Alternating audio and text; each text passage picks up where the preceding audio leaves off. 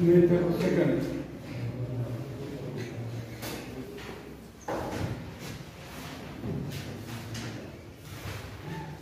ते एक्झाम्पल आपण ते पाहिले, आपण काय कॅल्क्युलेट केलं होतं माहिती आहे का? कुठल्या टर्म्स आपण कॅल्क्युलेट केलं होतं किंवा कशासाठी इक्वेशन डिझाइन केलं माहिती आहे का? ऍक्सेलरेशन आणि टॉर्क साठी, बरोबर आहे. आता फ्री बॉडी इक्वेशन जे दोन मासेस आपण कन्सिडर केले होते, एक मास या साईडला होतं, एक मास या साईडला होतं. इकडल्या साईडला जो ऑब्जेक्ट आहे 5 ग्रॅम 5 kgचा, बरोबर आहे का? 5 ग्रॅम त्याला आपण काय केलं, त्या डायरेक्शनला टॉर्क अप्लाय केला होता, सॉरी फोर्स अप्लाय केला होता. त्याच्यामुळं या इथं असणारं जे मास आहे त्याला अपवर्ड डायरेक्शनला ओढलं गेलं, बरोबर आहे. आणि त्याचं वेट कुठं होतं, व्हर्टिकल डाऊन डायरेक्शनला जे किती होतं, m1 × g होतं. आणि दुसऱ्या सेकंड पुलीला जो ऑब्जेक्ट आहे त्या ऑब्जेक्टला काय झालं, इकडल्या पुलीला किंवा इकडं फोर्स अप्लाय केल्यामुळे इथला ऑब्जेक्ट त्या पुली थ्रू या डायरेक्शनला खेचला गेला, बरोबर आहे. आणि अपवर्ड डायरेक्शनला काय होतं, टेन्शन. मी तुम्हाला टेन्शन देखील दाखवलं होतं. हे टेन्शन कसं होतं, टी दाखवतो आपण, ते सेम होतं. हे टेन्शन टी, इथं असणार पण टेन्शन टी असेल. याला आपण सेंटर ऑफ ग्रॅव्हिटी, हा centre of gravity, first object second object, याचं मास m1 आहे, याचं मास m2 आहे.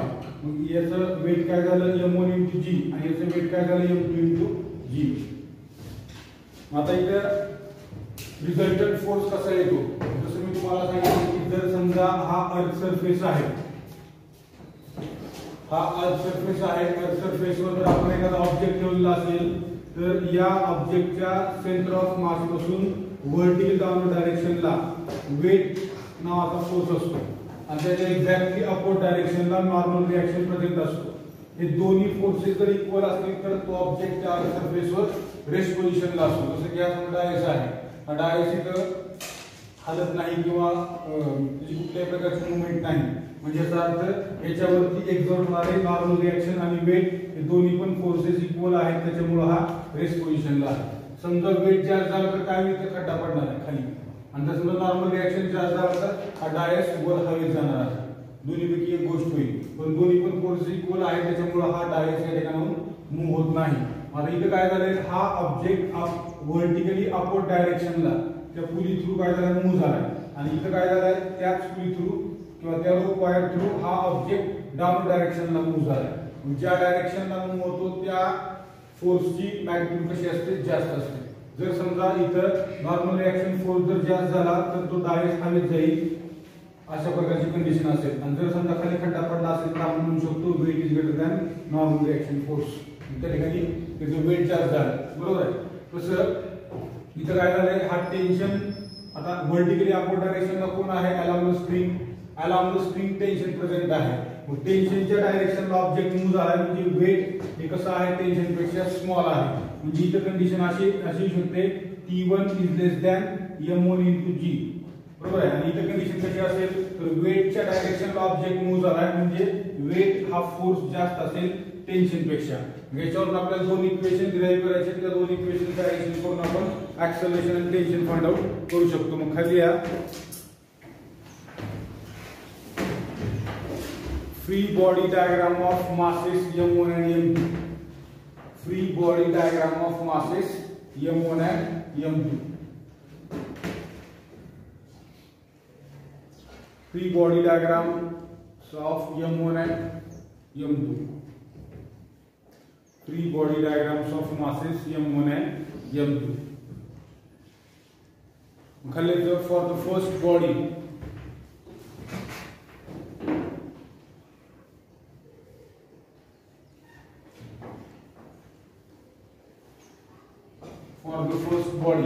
पहिल्या बॉडीसाठी कंडिशन काय आहे, T is greater than m1 × g. त्याच्यामुळे काय लिहित असताना आता इथे रिझल्टंट फोर्स मला फाइंड आउट करायचा आहे. कुठला, या ठिकाणचा मला रिझल्टंट फोर्स फाइंड आउट करायचा आहे. या दोघांचा रिझल्टंट काय आहे, मी तुम्हाला काय सांगितलं, हा बॉक्स आहे, या बॉक्सला या डायरेक्शनला 100 न्यूटन फोर्स अप्लाय केला, या डायरेक्शनला 50 न्यूटन फोर्स अप्लाय केला, तर ब्लॉक या ब्लॉक वरती एक्झर्ट होणारा रिझल्टंट फोर्स हा 50 न्यूटन आहे, जो लेफ्ट साइडला आहे, बरोबर आहे. या ब्लॉकवरती एक्झर्ट होणारा रिझल्टंट फोर्स हा किती आहे 50 न्यूटन, जो कुठं आहे लेफ्ट साइडला आहे. जसं फॉर एक्झाम्पल एका मुलाला 100 रुपये होते, त्याचे 50 वापस केले किंवा 50 रुपये त्याने खर्च केले, त्याकडे नेट रिझल्टंट त्याकडे अमाऊंट किती आहे, तर आपण सांगतो की 50 रुपये आहे. तसं या ठिकाणी या ऑब्जेक्टवर बघा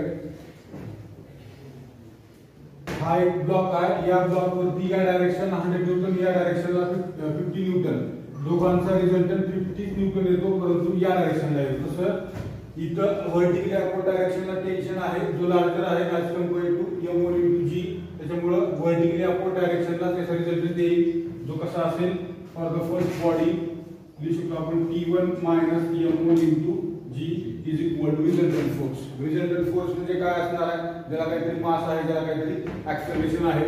याची मास किती आहे m1 आणि ऍक्सेलरेशन किती आहे a आहे, कारण ऑब्जेक्ट तोच आहे. हाच ऑब्जेक्ट आहे जो व्हर्टिकली अपवर्ड डायरेक्शनला गेला या दोन फोर्सेसच्या रिझल्टंट फोर्समुळे, फक्त त्याचं ऍक्सेलरेशन काहीतरी वेगळं असेल. मग ऍक्सेलरेशन किती आहे तर ते आपण एक कन्सिडर केलं. इक्वेशन 1 खाल्ल्या त्याच्या खाल्ल्या for the second body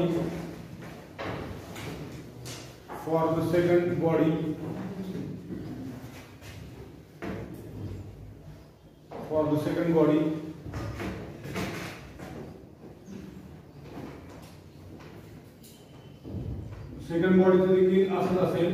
second बॉडीला देखील इथे काय दिसते आपल्याला, बॉडी या डायरेक्शनला मूव्ह झाली म्हणजे ऍक्सेलरेशन या डायरेक्शनला असेल, जे की आपण एक कन्सिडर केलं, बरोबर आहे. कारण दोन्ही पण बॉडीज सेम डिस्टन्स मध्ये सेम टाइम मध्ये सेम डिस्टन्स कव्हर करत आहेत. आणि तुम्हाला काल प्रूव्ह करून दाखवलं होतं acceleration is proportional to displacement.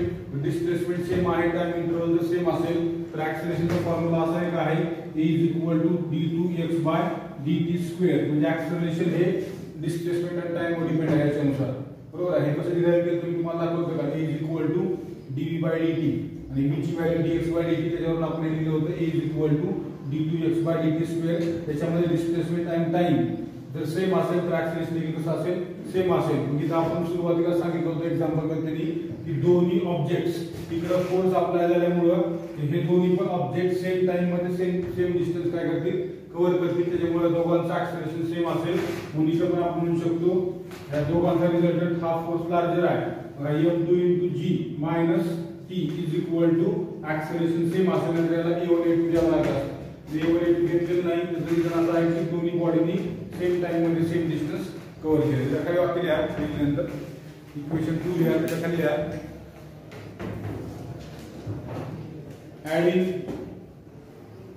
adding equation 1 and equation 2.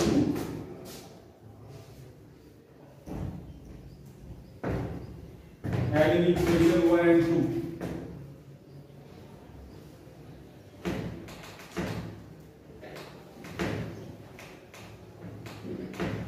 We get ह्या दोन इक्वेशनचं ऍडिशन करायचं म्हणजे काय करायचं, लेफ्ट साइड मध्ये लेफ्ट साइड ऍड करायची, राइट साइड मध्ये राइट साइड ऍड करा. म्हणजे काय या ठिकाणी T1 - m1 * g प्लस इथं काय आहे खाली m2 g - t is equal to m1 a plus m2 a.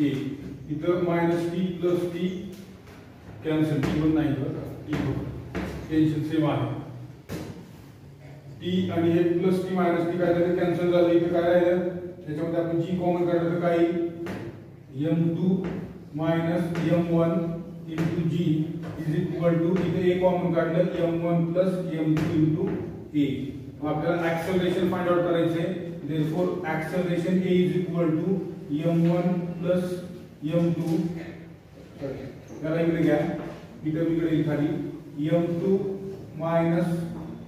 m1 divided by m1 plus m2 into a g as it is. हे तुमचं आलं ऍक्सेलरेशन. हे इक्वेशन नंबर 3.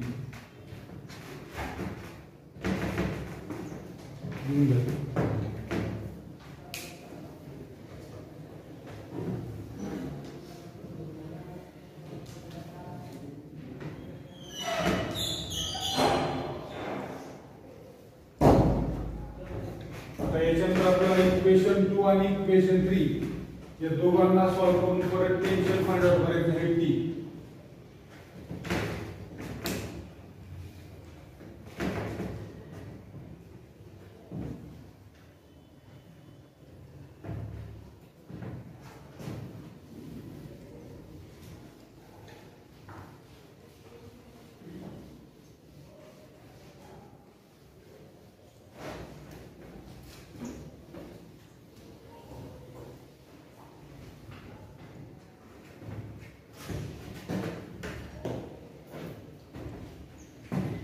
याच्यानंतर आता आपल्याला टेन्शन फाइंड आउट करायचं आहे. टेन्शन या पण फॉर्म्युल्यामध्ये आहे आणि या पण फॉर्म्युल्यामध्ये आहे. मग तुम्ही ऍक्सेलरेशनची व्हॅल्यू 2 मध्ये ठेवा किंवा 1 मध्ये ठेवा. समजा आपण 2 मध्ये ठेवली तर काय होईल, तो 1 मध्ये ठेवा. पुट द व्हॅल्यू ऑफ ए और acceleration equation 1. Put equation 3 in equation 1. we get पुस्तकामध्ये त्यांनी आपल्या जे टेक्स्ट बुक आहे त्याच्यात त्यांनी आपल्याला सेकंड इक्वेशन मध्ये व्हॅल्यू ठेवली आणि टी फाइंड आउट करून दाखवलाय. तुम्ही कुठल्या पण एका इक्वेशन ठेवू शकता. आपण टी वन समजा ठेवलं आपण फर्स्ट इक्वेशन मध्ये, कारण टेन्शन हे दोन्ही कडे सेम आहे. तुम्ही इथून कॅल्क्युलेट करा किंवा इथून कॅल्क्युलेट करा, त्याची व्हॅल्यू तीच येईल. त्याच्यामुळे काय येईल, T minus m1 into G is equal to m a. m1 into a याची व्हॅल्यू आहे m2 minus m1 divided by m1 plus m2 into g. मग ह्याला इकडे समजा आपण t is equal to m1 न त्याला मल्टिप्लाय करा किंवा ॲज इट इज राहू द्या. m1 bracket m2 minus m1 divide by m1 plus m2 into g plus m1 into g. मग इथं काय होईल, m1 g कॉमन निघेल. m1g पलीकडे कॉमन निघेल. ब्रॅकेट मध्ये काय राहील, 1 plus m2 minus m1 divided by m1 plus m2. परत याचा आपल्याला काय करायचं, डिनॉमिनेटर इक्वल करा म्हणजे क्रॉस मल्टिप्लिकेशन करा. t is equal to m1 into g. हे क्रॉस मल्टिप्लिकेशन मध्ये काय येईल, m1 प्लस m2 आणि इकडे काय येईल m1 प्लस m2 आणि इकडे प्लस काय येईल m2 मायनस m1. हे काय झालं इथं, m1 आणि m1 कॅन्सल. काय t इज इक्वल टू, ह्याला पण मध्ये घेतो मी 2m1. हे m2 प्लस m2 2m2. हे m1 ॲज इट इज, हे 2m2 आणि हे g as it is divided by m1 plus m2. हे तुमचं इक्वेशन 4 फॉर टेन्शन. बुक मध्ये बघा सेकंड इक्वेशन त्यांनी यूज केले आणि हेच डिराइव्ह करून दाखवले.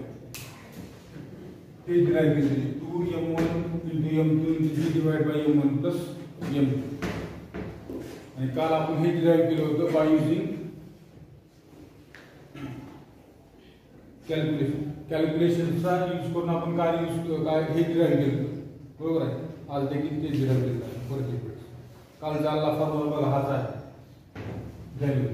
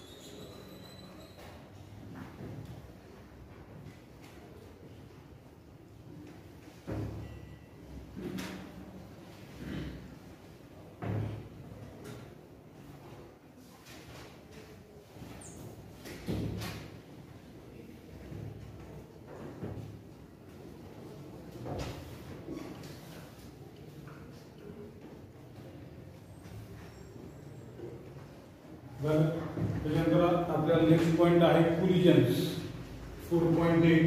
बरं काय कोलिजन्स म्हणून आहे, ज्याच्यामध्ये आपल्याला इलास्टिक कोलिजन आणि इनइलास्टिक कोलिजन काय आहे त्याबद्दल डिस्कस करायचं. त्याच्याबद्दल कोलिजन्स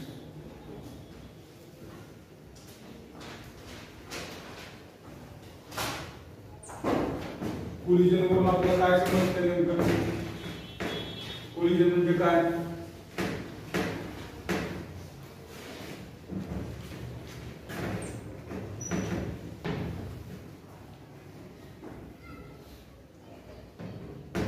कोलिजन म्हणजे काय नेमकं?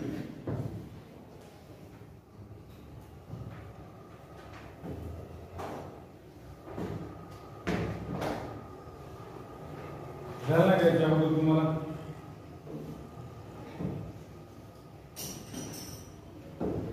सांगा तुम्ही दोघे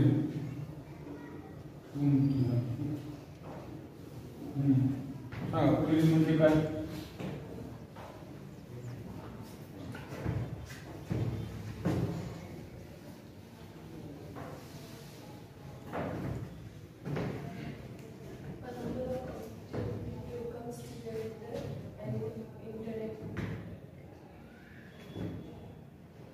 वाचून तुम्ही सांग.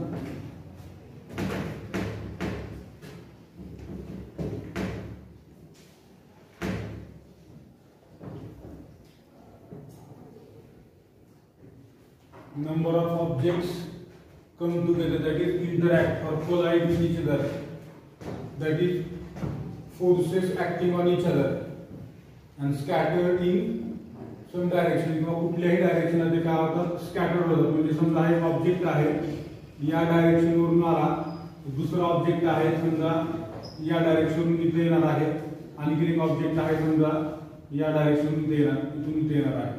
हे तिन्ही पण ऑब्जेक्ट एकमेकाला कोलाइड होणं म्हणजे तिघांनी पण काय केलं? एकमेकावरती फोर्स एक्झर्ट केला आणि त्या फोर्समुळे तिघांचं पण डायरेक्शन नंतर काय होईल?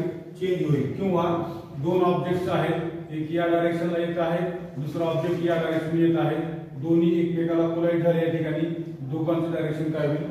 चेंज होईल. त्याला म्हणतो आपण कोलिजन. आपल्याला याच्यामध्ये स्टडी करायचे हेड ऑन कोलिजन. कसं काय? Head on collision. Head on collision म्हणजे काय? समोरासमोर टक्कर होणे. दोन ऑब्जेक्ट्स एका लाईन मध्ये एकमेकावरती काय करतात? फोर्स एक्झर्ट करतात. हा ऑब्जेक्ट या डायरेक्शनला जात आहे, सेकंड ऑब्जेक्ट त्याच्या एक्झॅक्टली अपोजिट डायरेक्शनवरून येत आहे, तर त्यावेळेस होणारं जे कोलिजन आहे ते हेड ऑन कोलिजन. किंवा हा ऑब्जेक्ट पुढे चाललाय परंतु याचा स्पीड कमी आहे आणि त्याच्या पाठीमागून एक दुसरा ऑब्जेक्ट आला ज्याचा स्पीड याच्यापेक्षा जास्त आहे, तो कधी ना कधी याला टक्कर मारणार आहे, ते देखील होणारं कोलिजन जे आहे ते आहे हेड ऑन कोलिजन आहे. इथे तीन कंडिशन्स आहेत, बिफोर कोलिजन, ड्युरिंग इम्पॅक्ट आणि आफ्टर कोलिजन. आता बिफोर कोलिजन म्हणजे काय? तर समजा दोन ऑब्जेक्ट्स आपण कन्सिडर केले, दोघांना काय इनिशियल वेलोसिटी आहे, जसं की दाखवल्याप्रमाणे इथं हा ऑब्जेक्ट आहे, याचं मास आहे m1, याला असणारी इनिशियल वेलोसिटी आहे u1, हा या डायरेक्शनला जात आहे. एक सेकंड ऑब्जेक्ट आहे, त्याची वेलोसिटी आहे इनिशियल वेलोसिटी u2, हा देखील सेम डायरेक्शन जात आहे. हे हेड ऑन कोलिजन आहे, समोरासमोर टक्कर होणं. त्यानंतर आपण एका पर्टिक्युलर लिनियर किंवा एका स्ट्रेट लाईन मध्ये जर समजा दोघांचं कोलिजन होत असेल तर म्हणतो आपण हेड ऑन कोलिजन. मग आपण दोन ऑब्जेक्ट कन्सिडर केले, एकाचा मास आहे m1, एकाचा मास आहे m2. m1 जो ऑब्जेक्ट आहे त्याची इनिशियल वेलोसिटी आहे u1 आणि सेकंडची आहे u2. इथं आपण अशी कंडिशन कन्सिडर केली की m1 ऑब्जेक्ट जो आहे याची वेलोसिटी जास्त आहे ॲज कम्पेअर्ड टू m2, म्हणजे याचा अर्थ u1 is greater than u2. He condition आहे बिफोर कोलिजनची. ही कंडिशन आहे बिफोर कोलिजन. नंतर during collision. During the collision काय होईल? दोन ऑब्जेक्ट्स एकमेकाला कोलाइड होतील. हा एक m1 आहे, दुसरा m2 आहे. हा m1 आणि हा m2. काय होईल त्या ठिकाणी? डायरेक्शन कसं असेल दोघांचं? डायरेक्शन कसं असेल? दोन्ही पण ऑब्जेक्ट समजा सेम आहे, डायरेक्शन कसं असेल या ठिकाणी दोन ऑब्जेक्टचं?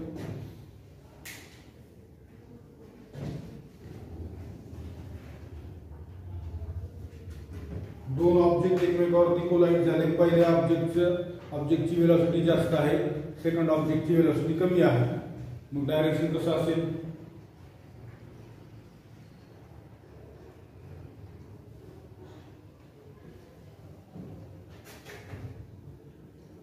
टेक्स्टबुक मध्ये दिलेलं नाही. डायरेक्शन कसं असेल? नक्कीच हा ऑब्जेक्ट या डायरेक्शनला जाईल आणि हा ऑब्जेक्ट या डायरेक्शनला जाईल. याची वेलोसिटी असणार या ठिकाणी काय केलं? दोघांनी फोर्सेस एक्झर्ट केले. फोर्सेस कसे असतील तर बघा इकडे या डायरेक्शनला एक फोर्स आहे, त्याला नाव द्यायचं आपण, हा फर्स्ट ऑब्जेक्ट आहे आणि हा सेकंड ऑब्जेक्ट आहे. आता या डायरेक्शनला फोर्स याच्यावरती कोण एक्झर्ट केला? याने केला. त्याच्यामुळे force exerted on first by second. आणि इथं कसं असेल? फोर्स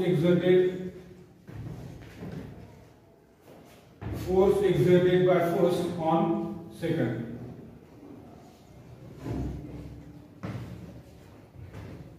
काय म्हणलं याला? असं म्हणू शकता, force exerted on first object by second object, तो या डायरेक्शनला असेल.